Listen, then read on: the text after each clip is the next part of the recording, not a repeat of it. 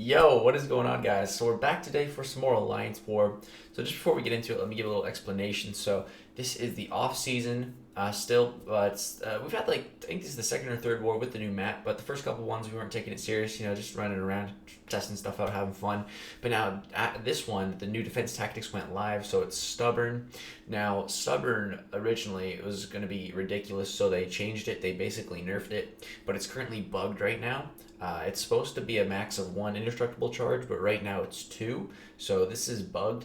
So it's going to be easier actually, and it's really difficult with certain defenders, certain node combinations. So you're going to see just how difficult it is. And I do die in this war. A little spoiler alert for you. But basically for this off-season war, the goal was to clear the map, but minimal item usage, everything like that. So keep that in mind. Minimal boosting and everything. Boosting's never even required. Well, it's not required, but in certain wars, it's highly suggested.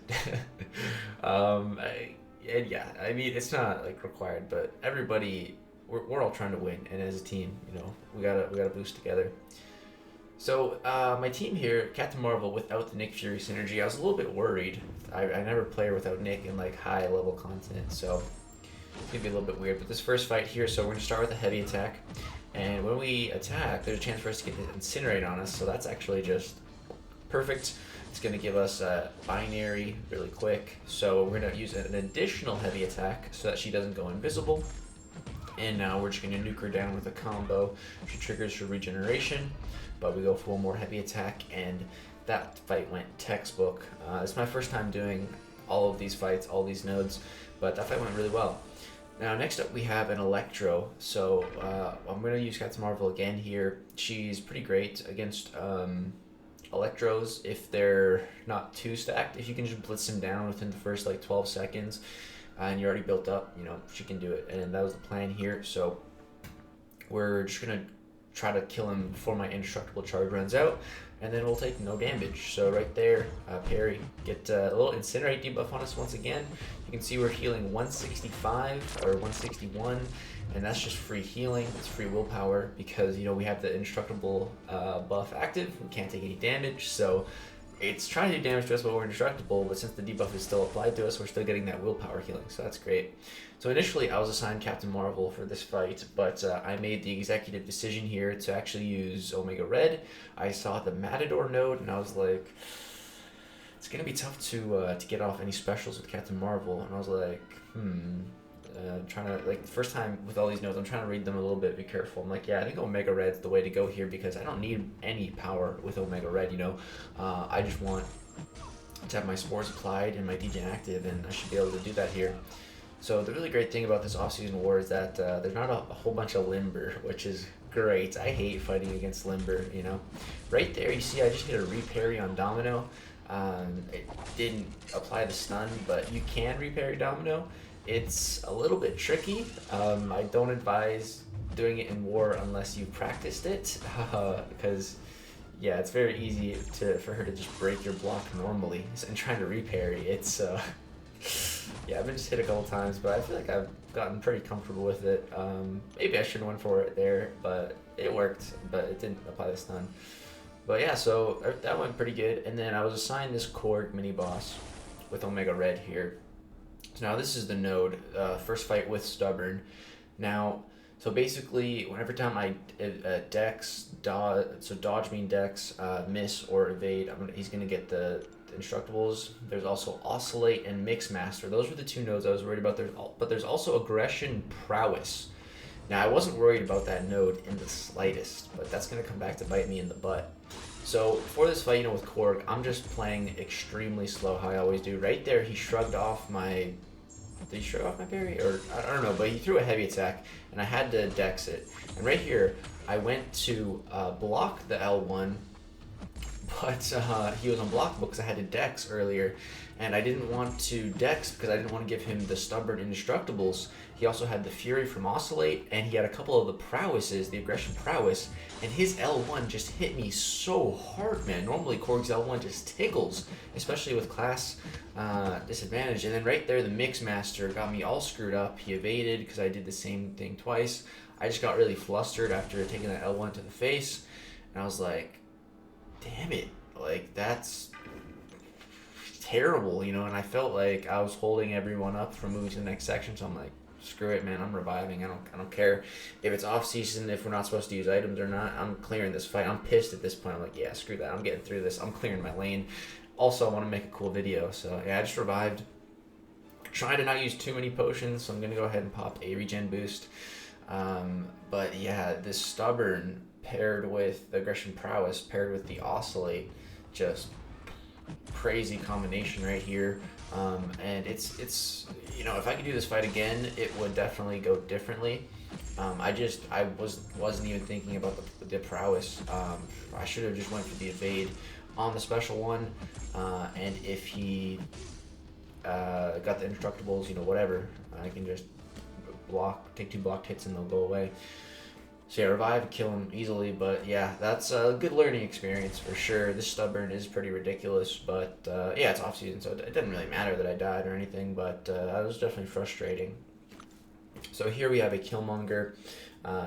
You've got to finish him off the last 34%. We still got Captain Marvel, so we're just gonna parry twice with her, and yeah, we'll be able to just absolutely nuke him down right here. I go for the L2 because I wasn't getting any crits, and yeah, he's dead. Easy fight, you know, there's only 30% left on him. I got the easy job. And now we move to my next, this is section 2, I guess. We have a Captain America here who has Rage. So Rage, you know, shouldn't be too difficult. Just gonna use Omega Red, place our spores, you know, just chill. And I'm not sure if this guy's stubborn or not. I think he is. Captain America, he's not really a defender, but I guess he has a defensive tag. Yeah, so right there you see he triggers 2 indestructibles, and that stops all damage. So that stops suicide damage, that stops recoil damage, that stops spore damage, everything. He's just completely indestructible to everything while he has those active, which is pretty ridiculous. But like I said, it's bugged right now. It's only supposed to be applying 1 of them, but it's applying 2 of them, so that honestly makes it like 2 times as hard. But actually, and right here, I think I actually purposefully did that.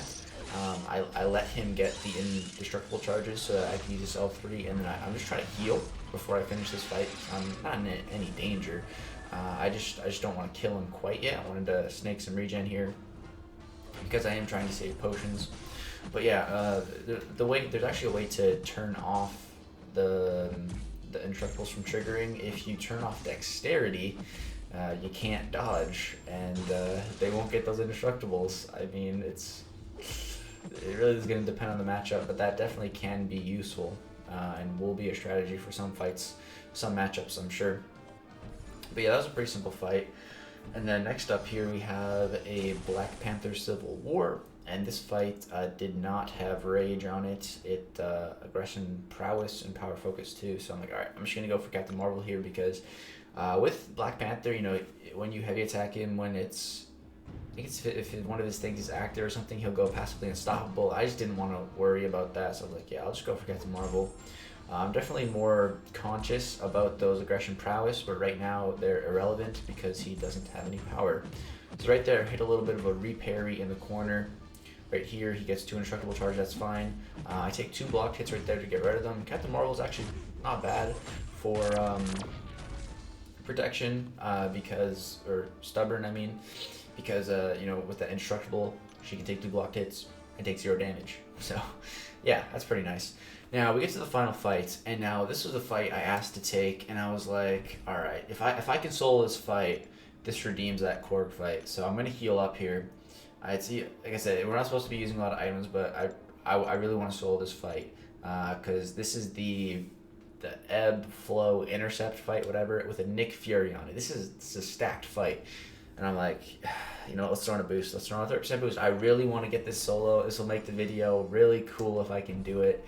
And like I said, it'll make me feel better about that death to Korg. So I was like, all right. So Nick Fury is a stubborn defender, so this is going to be pretty tough. They did change the node from 90% reduced damage to 60%, so it's not nearly as bad now, and it's a 12-second window instead of a 6-second window now. So I was like, all right. I did a duel against Nick Fury. I practiced a little bit of a light intercept off his block, and it actually works with Omega Red. So I have that as a backup, as pretty much a free intercept if I need it. But I didn't end up needing it. I just played this fight normally, honestly. I wasn't trying to intercept any more than I normally do. I was literally just playing normally, and I just intercept normally in my play style. So they started coming. Just trying to play my normal way, and the damage, I was looking at that like, wow, I was just playing normal, we're doing enough damage, so I'm just gonna keep playing this fight how I normally would play Nick Fury. Right there, I could go to block that second part of his special too, and take a little bit of damage, and that way he wouldn't get those indestructible charges, but I decided to just go for the evade.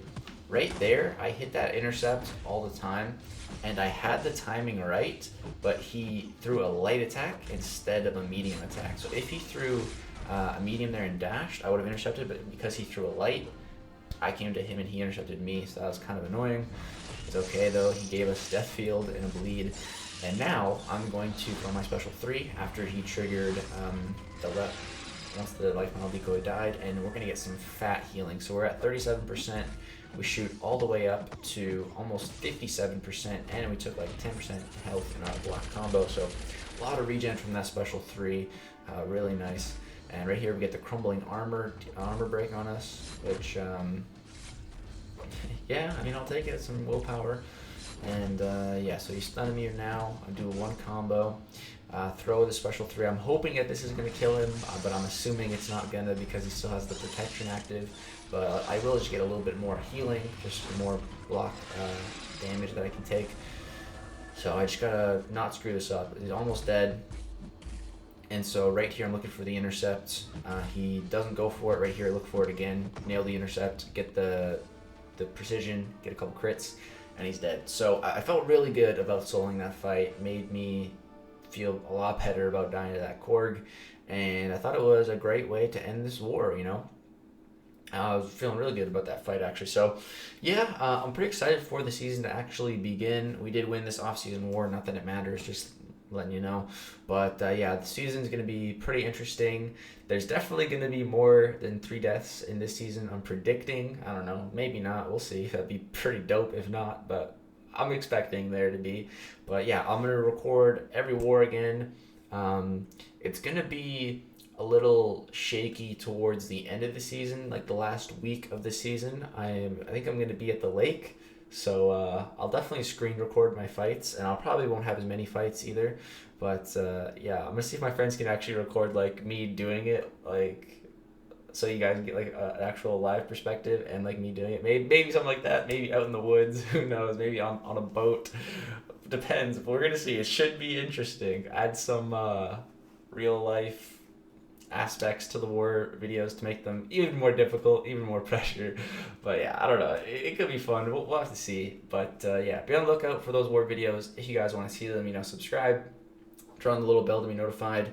It's going to be a pretty dope season. We're going to be pushing for I'm pretty sure as high as we can. Top 3 maybe, who knows? It's a new map. It's a whole new ball game. So yeah, you guys so much for watching. Peace out.